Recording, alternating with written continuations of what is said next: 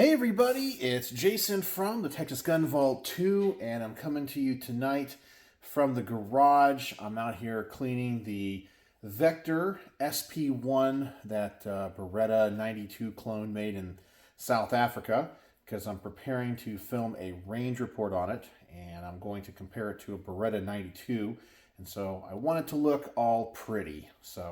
And of course I always clean the guns when I get them back from the range. Now, the thing I want to talk about today is a viewer comment. Now, I know some of you guys go, it's not talking about the viewer comments, blah, blah, blah. But it's one that I think you guys might forgive me on, because it goes back to one of the tropes that I often mention in my videos about how we're going to lose our gun rights because of gun owners and poor decisions that people make, and the inability to look into the future and see the big strategy, the big game that's actually being played. I look at the anti-gunners, especially the people at the top, the people that really fund it, you know, the Michael Bloombergs, the George Soroses, those people. They live a few minutes ahead of most other people. And I'm not saying that's because they are smart as much as because they have the resources. At Yale University, there is a secret society that some of you guys might be aware of. It's called the Skull and Bones Society. And this society goes all the way back to I want to say like 1826. And members of this society have been presidents, Supreme Court justices, captains of industry for a long time. In fact, George W. Bush and George H.W. Bush were members, as also I think Howard Taft was as well. John Kerry's a member, and so forth. It's a very elite secret society. And in the building that they have at Yale University, which is called the Tomb, there are reports that inside of this building, there is a clock. And this clock runs 5 minutes ahead of the actual time. And it's a symbol, it's symbolic, that the members of the Skull and Bones Society live 5 minutes ahead of the rest of the world because they know what is about to happen. They're more advanced than everyone. They see things before it happens, and they're the movers and shakers. And in many ways, I kind of think that the anti-gunners are that way, okay? I'm not trying to give them credit. I'm just saying that they think in the long term. They realize the strategy that's being played. As I've mentioned before, Sun Tzu said, every battle is won and lost before it is ever fought. And so if you have a strategy for the long run, you know that you can, or you're intentionally trying to lose battles so you win the bigger conflict and the bigger war. Because sometimes losing a battle will sway public opinion, and you did it on purpose, and then you win. But let's get to the viewer comment I wanted to talk about. And it has to do with last night's video. In last night's video, I mentioned that I was at the range, and I was at the range by myself. The Frisco Gun Club, in case you guys are wondering. It's a private, well, there's a private aspect to the range.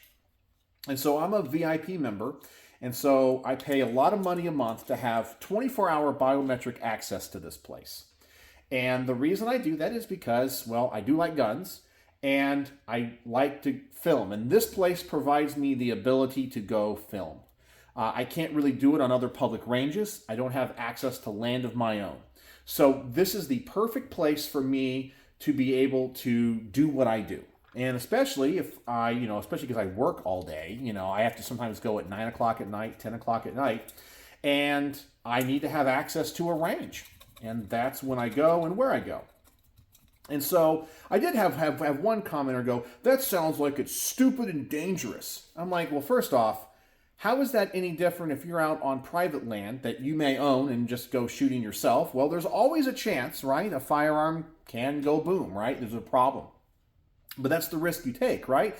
You could be in the woods hunting by yourself, or you could be on private land or whatever, and it happens. So it's no different than me going to the range and being there by myself, right? So I thought that was a comment that I don't think people thought through. But let's get back to the comment I really want to talk about.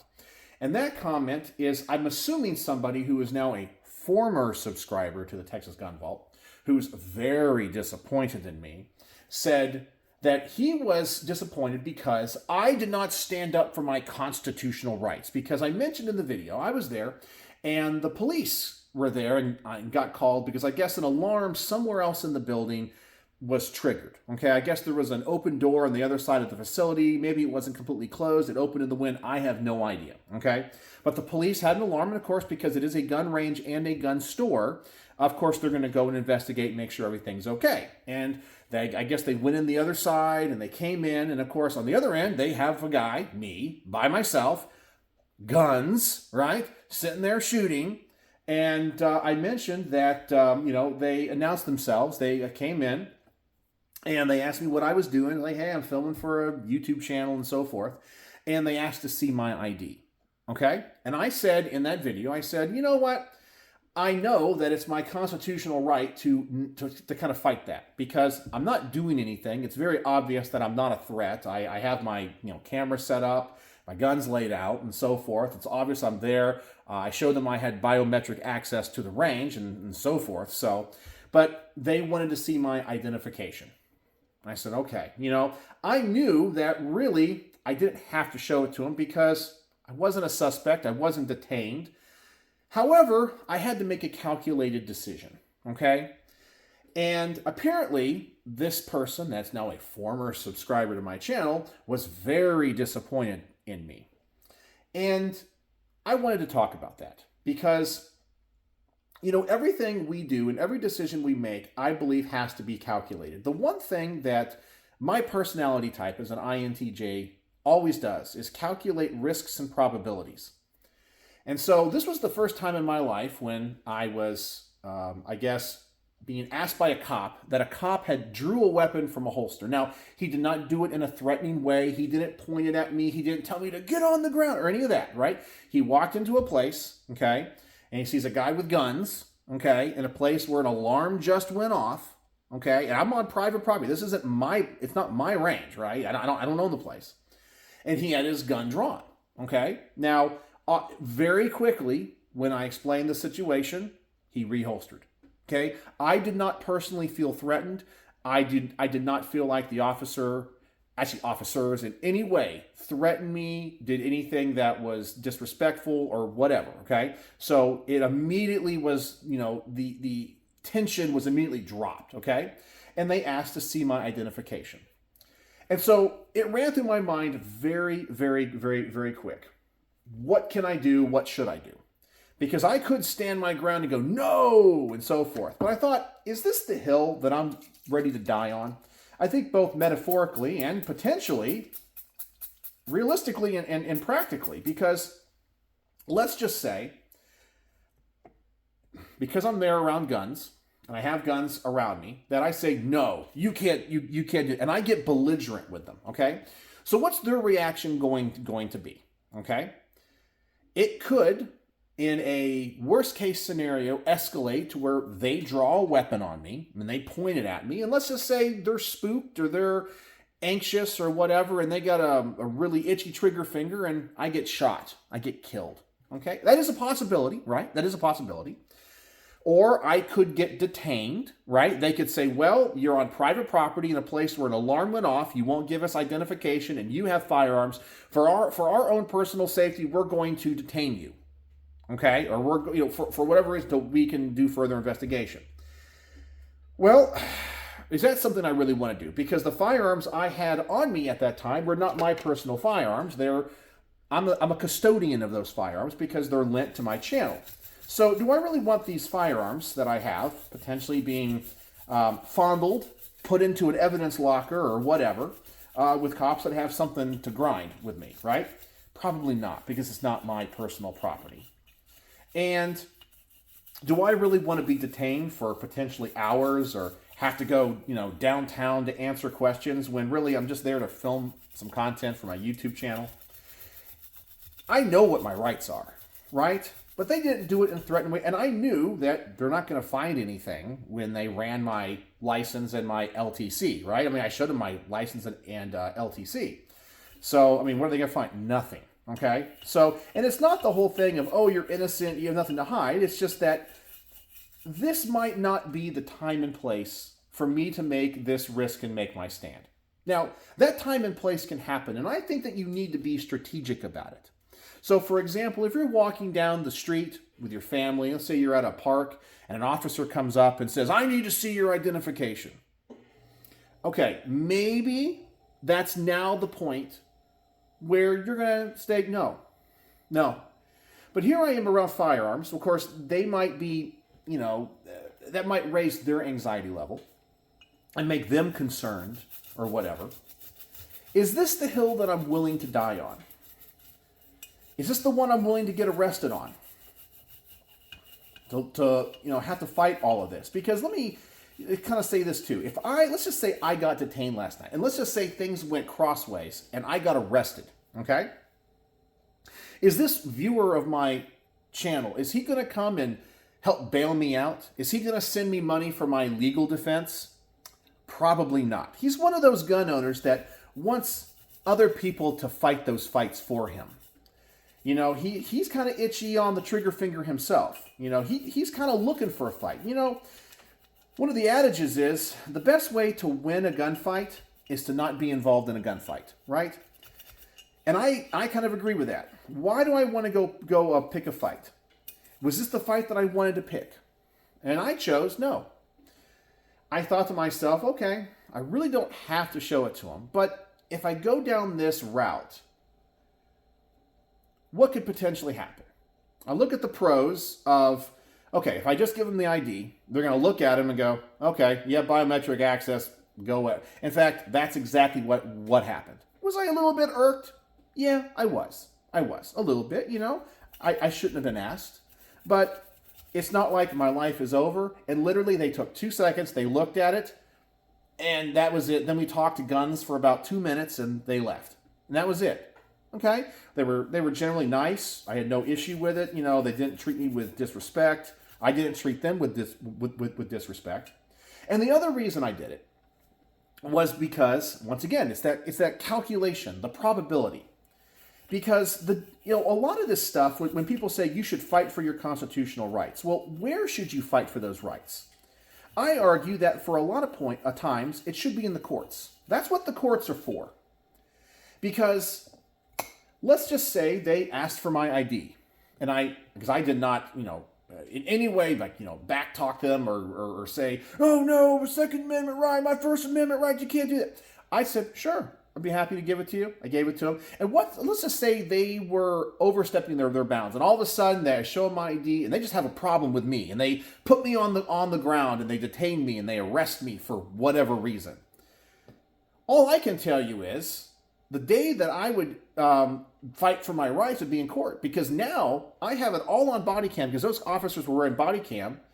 I could prove in the court of law I was allowed to be there. I wasn't doing anything, and these officers illegally detained me. So now the city of Frisco owes me a lot of money. In fact, I might be able to buy a transferable machine gun and that Rolex GMT Master 2 that I've always wanted to own, right?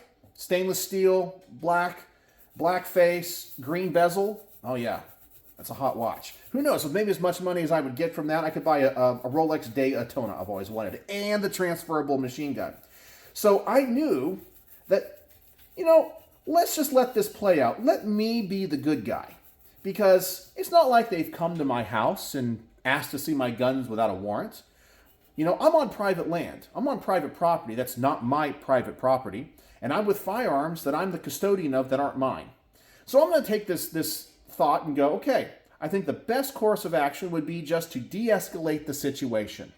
Let them see my ID so I can go about my business, finish up what I have to do, and just go about it. And if there's a problem and they continue to harass me, well, I'm on camera following orders, not being a problem, and I'll sue the city later, and I'll sue those cops later, if that's going to be an issue.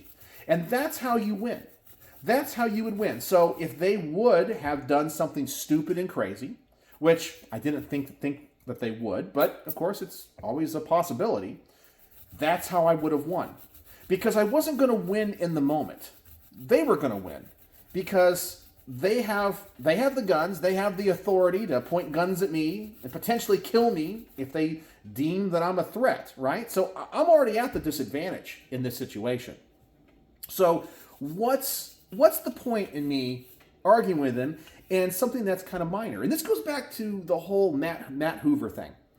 Because were those auto key cards worth going to jail for? Really, were they? And as I said, the world is not perfect, and it's never going to be perfect. It will never be perfect. Regardless of what you say, the ATF can't create law, shall not be infringed. It's great in theory. It's great in theory, okay? And we want to get to as close to that as possible in practice. But we'll never be there. It will never be a perfect situation. And so you have to ask yourself, where's that line? They come to my house asking to see my guns without a warrant, we got a problem. If they stop me on the street and I'm just with my family doing nothing, ask to see my ID, well, no, I'm not doing anything. Tell me what law I'm breaking and what the reasonable suspicion is. That's, I think, where you start to draw those lines. But here I am on private property with guns that I don't own. It wasn't the fight that I was willing to deal with right now. And as I said, I still had other outcomes. If they illegally detained me, if they harassed me, I could take them to court and I could win a lot of money. But if I went the other direction, got arrested, got detained, was that person that's now not a follower of my channel anymore? Is he going to help me? Hell no. He ain't going to do anything. And that's why we're gonna lose our rights, because there's people out there that are looking for a fight. It kind of reminds me of that scene from Star Wars Episode 4, New Hope, when Luke and Obi-Wan go to the cantina, and they come across those two aliens, and the one guy's like, I got a death sentence in 11 systems or whatever, and Obi-Wan pulls the guy aside and just says, listen, this little one's not worth the effort. Let me buy you a drink. Now, of course, the alien was in the wrong. He was the one harassing Luke. But what did Obi-Wan realize? It's not worth taking his life. It's not worth fighting. It's not worth causing a disturbance. This isn't the place to do it. Now, of course, what did that alien do in that scene? Well, he got a little bit aggressive, and then Obi-Wan Kenobi had to pull out his lightsaber and chop off his arm, right? We all know that's a scene. I remember the first time I saw it when I was a kid. I was like, oh my gosh. There's a time and place for that. But if you exhaust all of the other options before it gets there, you win. Because in the court of public opinion, where you have to win as well, not just legally, but in the court of public opinion, you can say, listen, I complied with all the orders. I did what I thought was right, and I still got detained. I got arrested for no reason. And now I'm suing the city for, hundreds of thousands of dollars.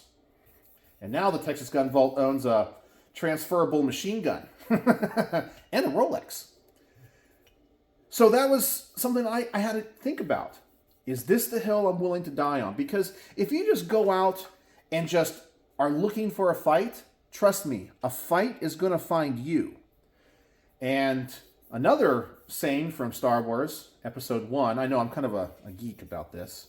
Qui-Gon Jinn, played by Liam Neeson in Episode 1, tells them, there's always a bigger fish. So, is that the fight I want to do? Is this where I want to end? And have to get into a big legal fight that's going to cost me tens of thousands of dollars. Is this really it? Over a stupid ID? No, it's not worth it. It doesn't mean I won't fight for my rights. It just means I'm going to wait for the right time and place, and I'm going to give my position all the ammunition I possibly can to win in the court of law and in the court of public opinion. There's a time and place.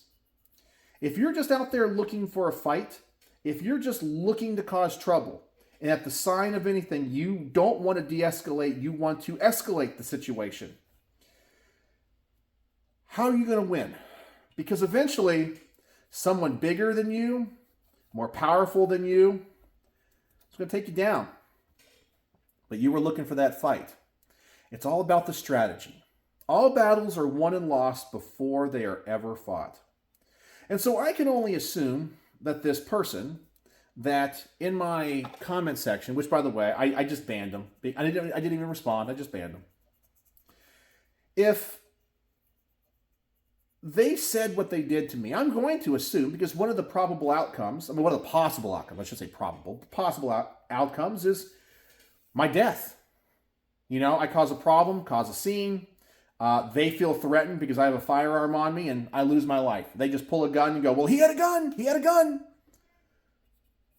Is that really where I wanted to die? No.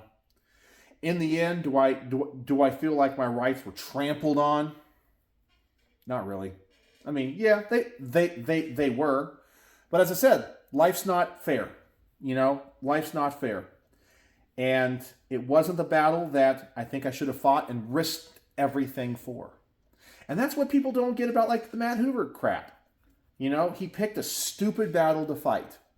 If his battle would have been over assault weapons and he lived in an assault weapon banned state, I think we'd all be behind him.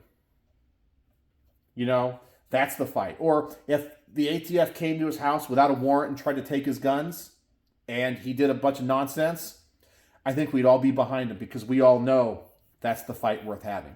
That's the hill to stand on. That's the hill to fight. But a couple of cops asking to see my identification when I'm on private property in a place where I have a gun and they're not my guns and there's been an alarm that's been triggered, I don't go, well, that's necessarily unreasonable. Why don't I just go ahead and de-escalate the situation? So that's the stance that I took. And I feel like I did the right thing. Am I happy about it? And they asked, no. But as I said, I have to pick and choose the hill that I'm going to die on. Because one day, that may happen here in this country. There could come a day when the government goes door to door and starts trying to collect guns without warrants and just, whatever. It may happen. That's the day. And I want to save all the fight, all the energy and all the resources I have for that day. Because that's the fight worth having. Not over a stupid ID at a gun range. That's how I feel about it. Because I want to be smart when it comes to fighting for my rights. I don't want to be stupid. But some people are stupid and they don't realize that the anti-gunners are living 5 minutes ahead of them. And they're hoping that the pro-gunners, like the commenter, does exactly what they wanted me to do. Cause a problem, cause a scene, and then have it go sideways. Because now that can be used as a propaganda tool for them to take away our rights. And so I wanted to address that tonight. Because I feel like that is the mentality of the people that are going to get us to lose our gun rights. Because they're looking for a fight. And a fight's going to find them. And it may not be pretty. And I'm not the one that's willing to risk everything, lose everything, my family, my gun rights, my life, over simply not showing an identification at a place that I think is relatively reasonable in a situation that I think is relatively reasonable. Now, if you think that I'm a traitor to the Constitution, well, so be it. Everything in life needs to have balance. Everything in life exists in the gray area. Another Star Wars quote, only the Sith deal in absolutes. The Sith, of course, are the bad guys of the Star Wars universe. And so, everything in this world, if it's in balance, can be good. Everything. Even things that some of you guys might think are bad. And I'll give you guys an example. I'm a teacher, and one of the schools that I teach at and have students at is a private Christian school. And this school is well known for their academics. They have kids that get placed in schools like Yale, Harvard, MIT, so forth. But in my time teaching at this school, I have seen kids who are sheltered, and I mean their parents are helicopter parents. I mean, I don't think they've ever seen a PG-13 movie. they are so insulated from the real world. I already know, and I don't say anything because it's not my place to say, but I already know when they go off to college, they're not going to make it. Not because they're not smart enough. They're super smart, but it's because their entire life has been out of balance. You know, kids sometimes have to be kids. You guys probably remember when you were a kid the trouble you got into. You probably looked at a dirty magazine. You probably cursed. You probably did things that you didn't want your parents to know about. You know, and then as you became a young adult, you did things you still don't want your parents to know about. But those experiences helped you become the person you are today.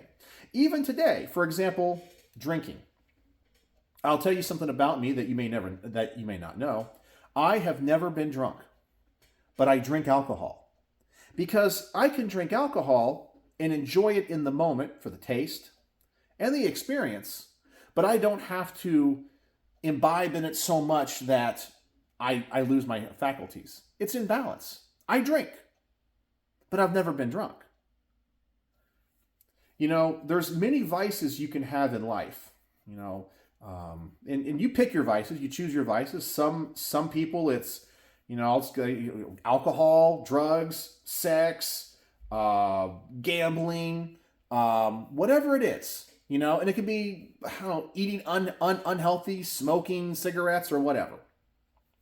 But if you do it in a balanced, responsible way, it's okay. Might not be the healthiest thing in the world for you, but it's not going to destroy your life. And you also get to experience life a little bit. You know what I'm saying? If you live in a way that you're so insulated and don't get to experience things, you know, it's no way to live. You know, you got to have a little bit of excitement, but we've all done it.